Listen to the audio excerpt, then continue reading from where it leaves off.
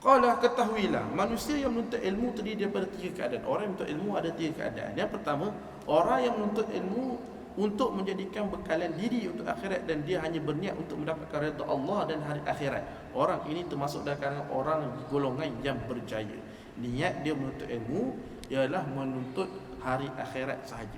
Yang kedua, orang yang menuntut ilmu untuk dia gunakan dalam kehidupan dunia serta mencapai kemuliaan, jawatan dan harta.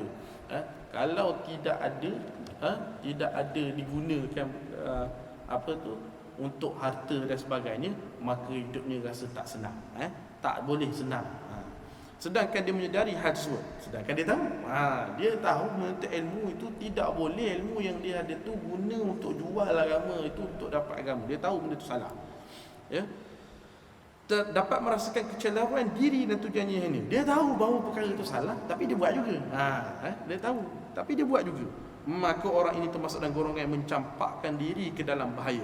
Jika ajalnya datang dengan tiba-tiba sebelum dia sempat bertaubat, dibimbangi dia ditimpa kematian buruk, yakni su'ul khatimah. Namun jika dia sempat bertaubat, beramal dengan ilmunya, menjauhi segala kecuaian yang pernah dilakukan, maka dia akan berada bersama dengan golongan yang berjaya. Sesungguhnya at-taibu minaz zambi kaman la zambala, ya. Orang yang bertaubat daripada dosa ialah seperti orang yang tidak membuat dosa. Riwayat Ibnu Majah. Yang ketiga, orang yang ketiga yang dikuasai syaitan, lalu dia menggunakan ilmu sebagai jalan untuk berlumba-lumba memiliki harta yang banyak, bermegah-megah dengan kedudukan dan berasa kuat dengan ramainya pengikut. Maka dia menyelinap masuk ke dalam segenap sudut dengan harapan dia dapat melunaskan hajat keduniaannya. Ya, di sini orang yang tadi bezanya dengan yang kedua tadi adalah yang kedua tadi masih ada sedar, yang ketiga ini tidak sedar. Dia buat itu memang tidak sedar. Buat untuk keduniaan itu langsung tidak sedar bahawa dirinya sedang mencari keduniaan. Pada masa sama dia beranggapan bahawa dia punya kedudukan yang mulia di sisi Allah, merasakan bahawa dia sudah mulia, apatah lagi sekiranya memang ada pengikut. Tuan-tuan, ada pengikut, ini susahlah tuan-tuan. Ada pengikut, ada pentaksub, susah tuan-tuan. Tuan-tuan kalau ada pengalaman ataupun tuan-tuan ada pernah jumpa mana-mana, ya Allah, susah nak cerita, susah tuan-tuan cerita. Kita bukan nak cerita benda tinggi-tinggi, benda kecil-kecil je, susah. Apabila ada ketaksuban ni susah, susah nak ditegur, susah nak tegur, susah nak tunjuk, susah. Dia nampak satu benda je nampak. Jadi ketaksuban susah. Apabila ada nama istilah taksub, susah. Taksub ni nampak satu perkara je, susah nak terima yang lain. Seseorang itu tidak salah mempunyai guru, siapa pun guru, tidak ada masalahnya. Tapi bila ada ketaksuban, Allah, susah. Ya, hatta saya beritahu kepada tuan-tuan, sekiranya ada kesilapan pada diri saya, tidak ada masalah. Tuan-tuan PM saya, masuk tanya depan kelas ke, Ustaz salah Ustaz ni, saya rasa hadis Ustaz begini kurang tepat ke, contohlah, ataupun penerangan kurang, tidak ada masalah. Kita orang muda kan, kita boleh saja melakukan kesilapan. Salah dan silap, biasalah, tidak ada masalah. Tuan-tuan, saya dahulu okey saja tuan-tuan, di sini okey saja. Saya dahulu pernah pengalaman jadi imam baru satu tempat di Johor suatu masa. Ya Allah, makmum agresif kan. Makmum agresif, salah sikit masa tu dia sound ni kita. Makmum agresif tuan-tuan. Jadi imam, kita jadi imam tapi makmum agresif. Dia suka dia sebut, dia tak suka dia bising. Apa masa itu kan. Jadi tidak ada masalah tuan-tuan. Jangan jadi orang yang sampai tak boleh nak beritahu, nak beritahu petunjuk, nak diajar. Jadi itu menjadi masalah. Jadi kalau pada masa yang sama dia beranggapan bahawa dia punya kedudukan yang mulia di sisi Allah kerana penampilannya dengan simbol ulama dan memperlihatkan diri yang ciri mereka pada pakaian dan ucapan. Sebab itu orang dahulu mereka ni letakkan etika pada pemakaian tuan-tuan. Kalau pakai begini, orang ni tak boleh pakai begini, ni tak boleh. Sekarang ni etika pemakaian tu dah tak ada, kecuali dia pejabat kerajaan, polis, askar, ada lah kan. Sekarang ni dah tak ada, jadi orang boleh pakai macam mana pun. Ini masalah. Contoh macam di Al-Azhar contohnya, orang yang pakai libas Azhar, istilahnya libas Azhari, tak boleh kecuali orang itu memang dah sampai setiap-tiapnya habis syariah, degree syariah. Degree dah habis degree baru boleh pakai dressing begitu.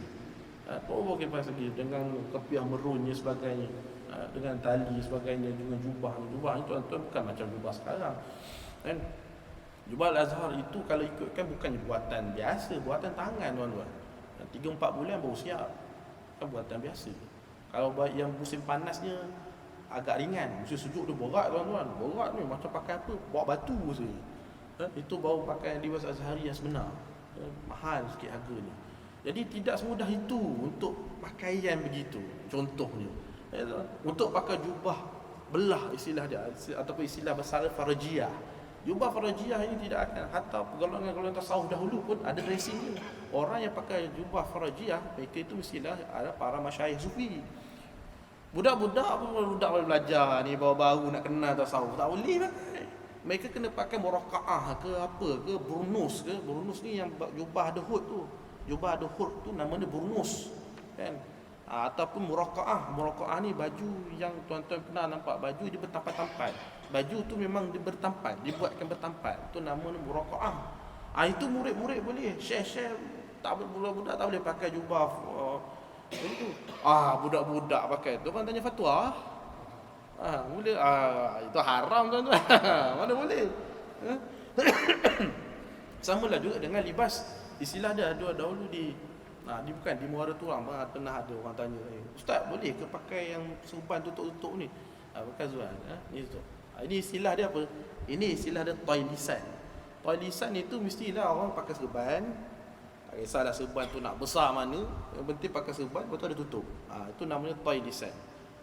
Daripada perkataan tul, panjang ni lidah, maksud alim lah. Orang zaman dulu kalau pakai macam ni, jangan tanyalah hukum, jangan tanya dalil lah, jangan tanya dalil, tanya hukum cukup. Syekh, apa hukum ni? Hukum dia halal. Jangan dalil dia apa? Jangan tanya. Maksudnya dia sebut tu, dia tu hukum dah. Alimnya tu itu dah hukum dia, itu dah dalil. Dia itu dah dalil. Apakah hukum? Hukum dia haram. Dah sudah. Jangan tanya apa dalil dia, Al-Quran dia baca ke mana.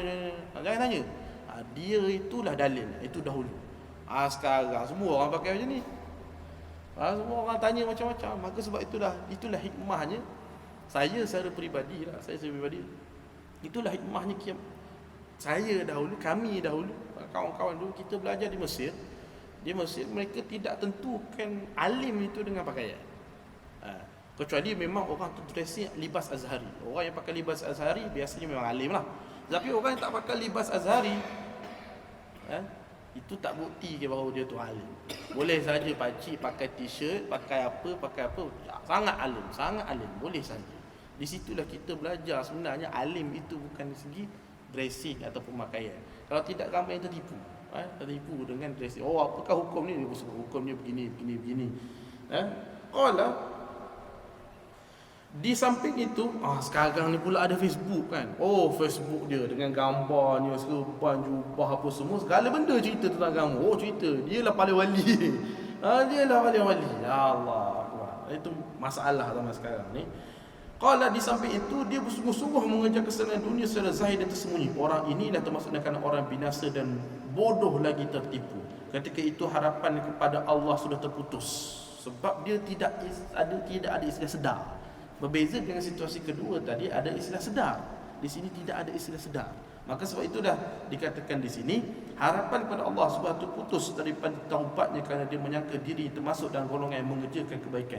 Kerana dia pun sudah merasakan dirinya dah buat benda baik. Dah rasa baik, jadi apa perlu nak bertaubat lagi ya? Kerana sudah merasakan dirinya baik. Sedangkan dia lupa terhadap firman Allah SWT.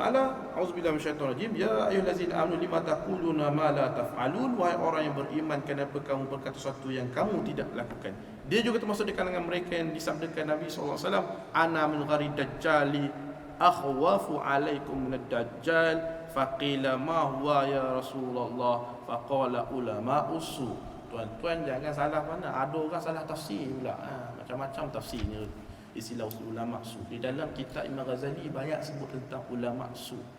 Tuan-tuan jangan salah faham dengan istilah ulama su. Ada orang yang pro pada begini, dia kata ulama su ni ada gini.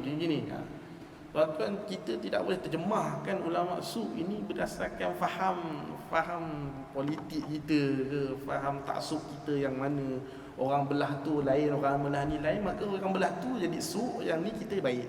Tak boleh begitu. Bukan tafsiran dia begitu, ya. Baik, apa artinya? Sebenarnya aku lebih takutkan orang selain yang baginda, lebih takutkan orang selain daripada Dajjal ke atas kamu berbanding Dajjal itu sendiri. Dajjal tu dah dahsyat sekali dah. Sudah banyak kerusakan dilakukan.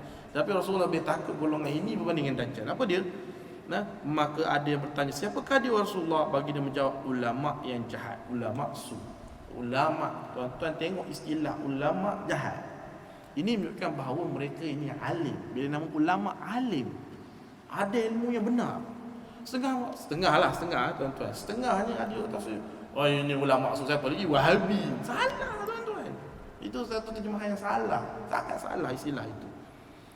Bila sebut ulama, maksudnya memang alim, memang ilmunya kitab-kitab. Jangan tanyalah tuan-tuan. Maksudnya setengahnya itu mungkin ma'ruf, masuk TV, masuk radio, tulis kitab lagi, memang alim. Tetapi apa yang menyebabkan jadinya jahat? Tujuan dia. Sebab tu 3 golongan yang kita sebutkan tadi itu bukan masalah ilmunya, masalah tujuannya, nak menarik orang itu ke arah apa. Sekiranya dia menarik ke arah diri dia, itulah jadi masalah. Itu yang kita sebutkan tadi.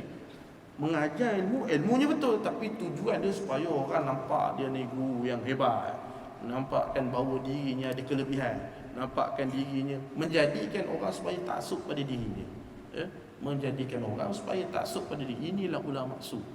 Tuan-tuan nak kenal macam mana tuan-tuan, memang susah. Memang susah. Sebab ilmunya benar. Ilmu yang diajarnya benar. Memang tak boleh.